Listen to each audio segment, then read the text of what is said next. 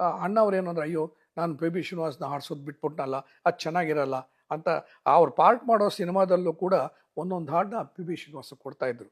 ಅದಕ್ಕೆ ಸಾಕ್ಷಿ ಏನು ಅಂತ ಹೇಳಿದ್ರೆ, ನಾನಿನ್ನ ಮರೆಯಲಾರೆಯಲ್ಲಿ ಕೂಡ ಒಂದು ಹಾಡನ್ನ ಪಿ ಬಿ ಶ್ರೀನಿವಾಸ್ ಹಾಡ್ತಾರೆ. ರಾಜ್ಕುಮಾರ್ ಮಿಕ್ಕಿದ್ದು ಹಾಡಿದ್ರೆ P B Srinivas I think ನಂಗೆ ತಿಳಿದ ಮಟ್ಟಿಗೆ ಸಿಹಿ ಮುತ್ತು ಸಿಹಿ ಮುತ್ತು ನಂಗೊಂದು ಅಂತ ಒಂದು ಹಾಡು ಬರುತ್ತೆ. ಅದನ್ನು ಪಿ ಬಿ ಶ್ರೀನಿವಾಸ್ ಕೈಲಿ ಹಾಡಿಸಿದ್ದಾರೆ. ಬಬ್ರುವಾಹನ ಅಂಡ್ ಅರ್ಜುನ ಕಾಳಗ ಬರುತ್ತೆ. ಬಬ್ರುವಾಹನ ಅರ್ಜುನ ಕಾಳಗ ಬಂದಾಗ ಅಲ್ಲಿ ಆ ಪದ್ಯಗಳ ಥರ ಬರುತ್ತೆ. ಇವರೊಂದು ಪದ್ಯ ಹಾಡ್ತಾರೆ, ಅವರೊಂದು ಪದ್ಯ ಹಾಡ್ತಾರೆ, ಇವರೊಂದು ಹಾಡ್ತಾರೆ, ಇವರೊಂದು ಹಾಡ್ತಾರೆ, ಈ ಥರ ನಾಲ್ಕು ಬರುತ್ತೆ. ಅದು ಏನು ಎಲ್ಲನೂ ಕ್ವಶನ್ ಆ್ಯಂಡ್ ಆನ್ಸರ್ಸ್ ಥರ.